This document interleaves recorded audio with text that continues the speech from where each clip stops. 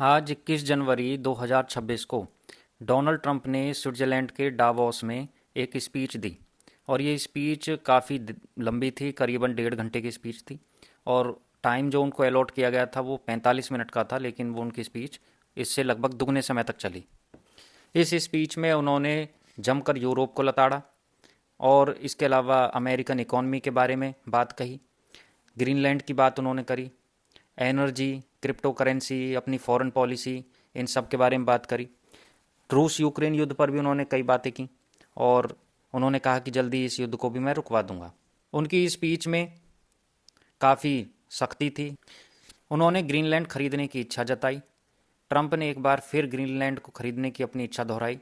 उन्होंने कहा कि ये जो विशाल द्वीप है ग्रीनलैंड का, ये वास्तव में उत्तरी अमेरिका का हिस्सा है और अमेरिका की सुरक्षा के लिए बहुत महत्वपूर्ण है। जब ये नॉर्थ अमेरिका का हिस्सा है तो इसमें फिर यूरोप अपना रोल प्ले क्यों कर रहा है? क्यों डेनमार्क, ब्रिटेन और अन्य यूरोप के देश इस ग्रीनलैंड को, जो नॉर्थ अमेरिका का आइलैंड है, उसको अपने हिस्से में रखना चाहता है? उस पर उन्होंने यूरोप को बहुत खरी खोटी सुनाई, बहुत उन्हें लताड़ा। जो कनाडा के प्रधानमंत्री थे मार्क कार्नी, वो वहीं बैठे थे, उनको तो उनके फेस पे लताड़ा।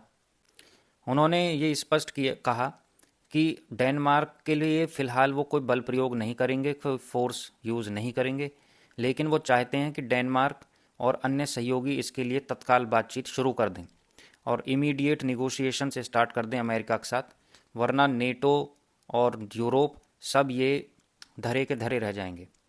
उन्होंने बार बार चेताया कि अमेरिका दुनिया की सबसे बड़ी सुपर पावर है और अगर हम बल प्रयोग करेंगे तो हमें कोई रोक भी नहीं सकता। अमेरिका की इकॉनमी को उन्होंने पूरे इतिहास में सबसे स्ट्रॉन्गेस्ट बताया, अपनी अमेरिकन इकॉनमी को, और कहा कि अब तक के हमारे पूरे इतिहास में ये अपने सबसे स्ट्रॉन्गेस्ट पॉइंट पर है। उन्होंने अमेरिका की जो इकॉनमी है उसकी तुलना यूरोप से करी और कहा कि यूरोप सही दिशा में नहीं जा रहा है, जबकि अमेरिकी अर्थव्यवस्था बहुत फल फूल रही है। उन्होंने नेटो सहयोगियों को चेतावनी दी कि वे अमेरिका के विस्तार और हितों में बाधा न डालें।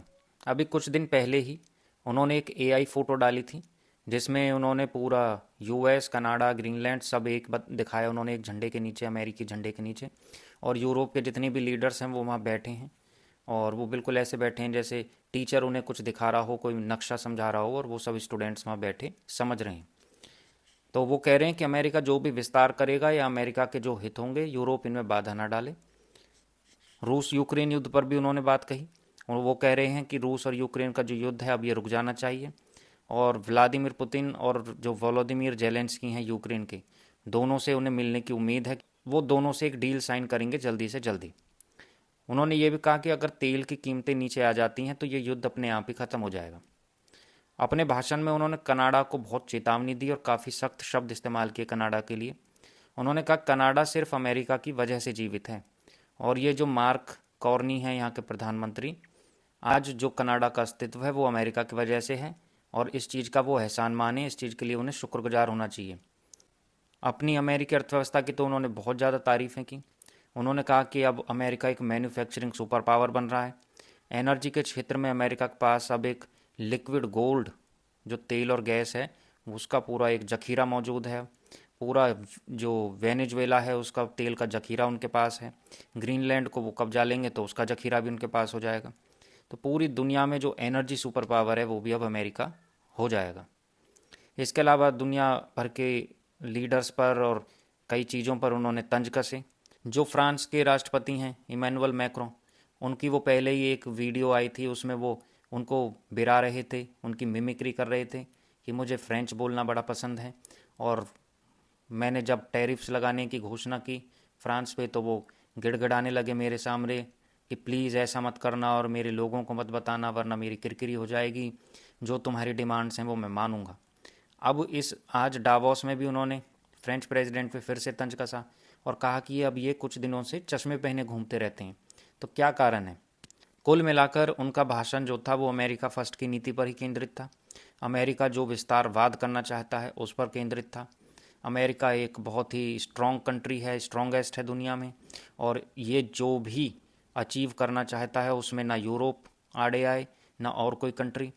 इस पर वो बिल्कुल क्लियर थे। उनके जो भाषण था वो बिल्कुल ब्लंट था, बिल्कुल क्लियर था, कोई उसमें लाग लपेट नहीं। बहुत ज़्यादा फायरी इंसेंडियरी उनकी स्पीच थी। यूरोप को बहुत ज़्यादा चुभने वाली स्पीच थी। अपने सहयोगियों को उन्होंने एक स्पष्ट संदेश दिया कि वे अमेरिकी शर्तों पर चलें, बहुत अच्छा रहेगा उनके लिए। तो ये पूरी तरीके से अमेरिका, डोनाल्ड ट्रंप की जो आज की स्पीच है, उसका ये लबोलुबाब है।